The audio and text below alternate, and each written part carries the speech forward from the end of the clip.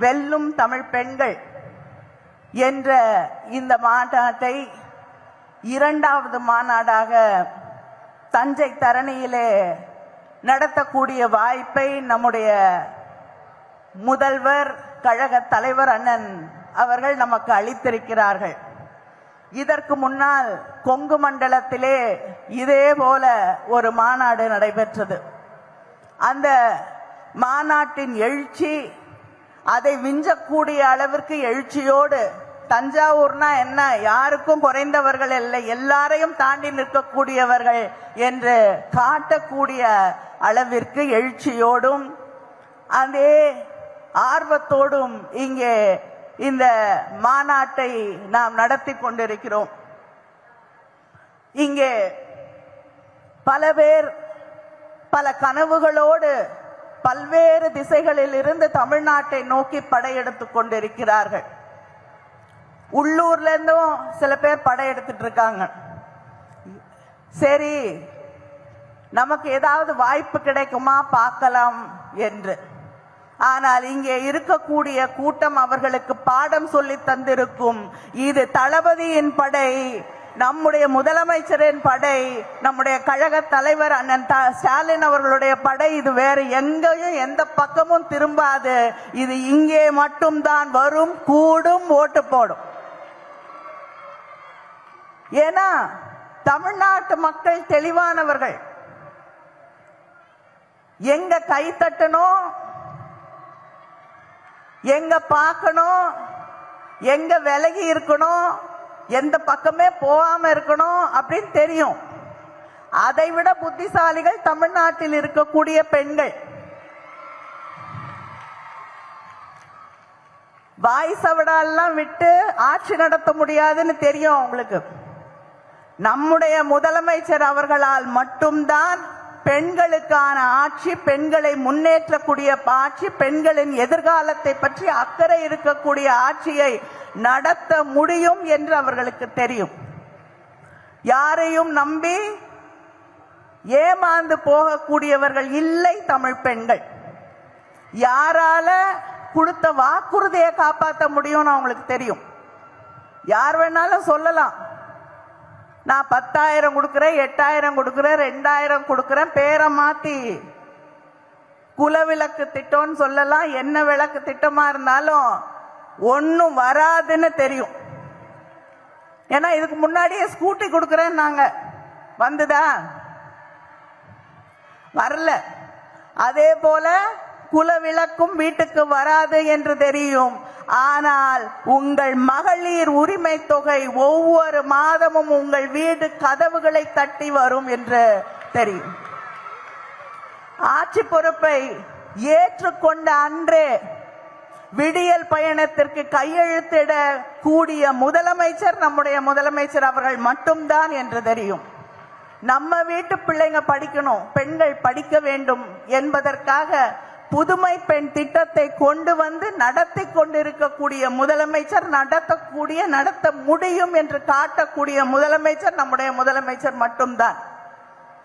அதனால இதையெல்லாம் தெளிவாக நம்முடைய பெண்கள் உணர்ந்திருக்கிறார்கள். அதனால எந்த பக்கமும் திரும்பி கூட பார்க்க அவங்க தயாராக இல்லை என்பதை இந்த மாநாடு பல கனவுகளோடு தமிழ்நாட்டை நோக்கி வந்து கொண்டிருக்கக்கூடியவர்களுக்கு நிச்சயமாக தெளிவுபடுத்தும்.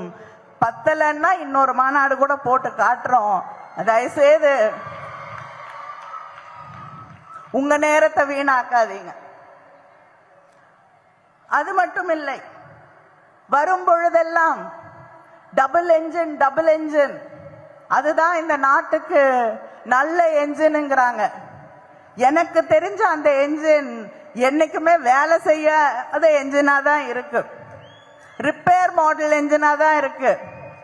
நான் சொன்னது போல டெபக்கல் என்ஜினா தான் இருக்கு, தேராத என்ஜினாகத்தான் இருக்கிறது.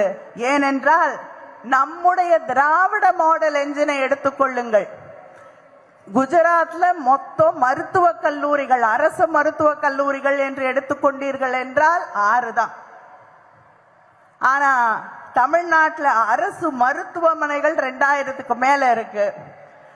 அதற்கான படுக்கை வசதிகள் கிட்டத்தட்ட 1 லட்சத்தை தொட்டு கொண்டிருக்கிறது.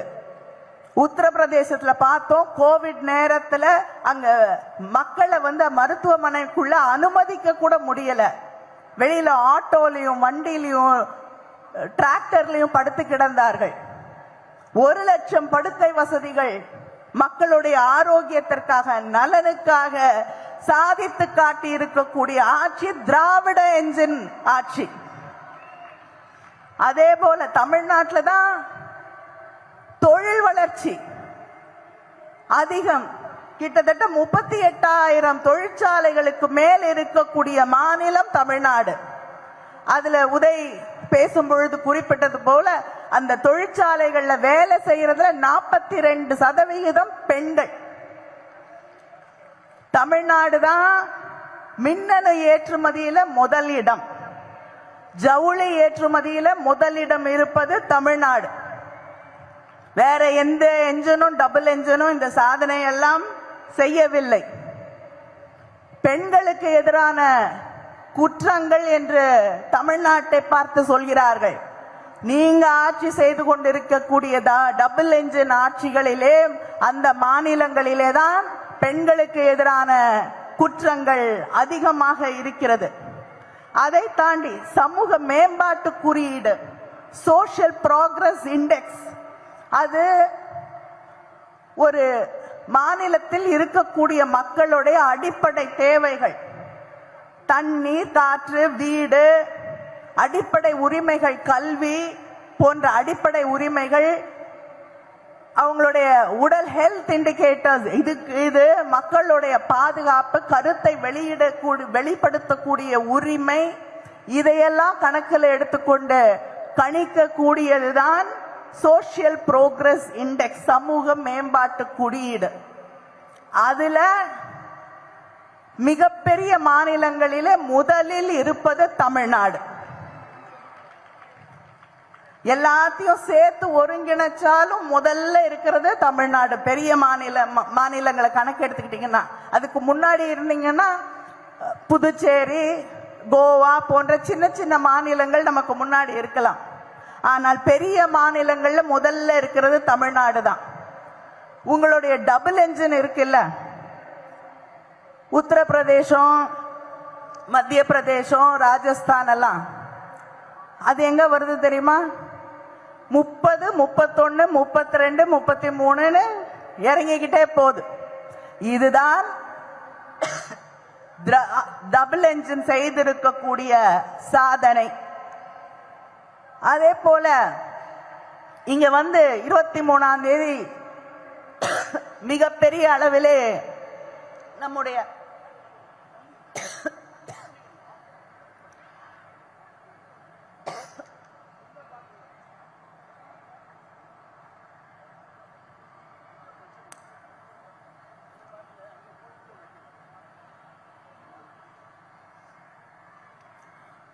மன்னிக்க வேண்டும், 2-3 நாட்களாக உடல்நிலை சரியில்லை, ஆனாலும் உங்களை பார்க்க வேண்டும் என்று எங்க அப்பா சொன்ன வழியில, அண்ணன் சொன்ன வழியிலே இங்கே நான் வந்திருக்கிறேன்.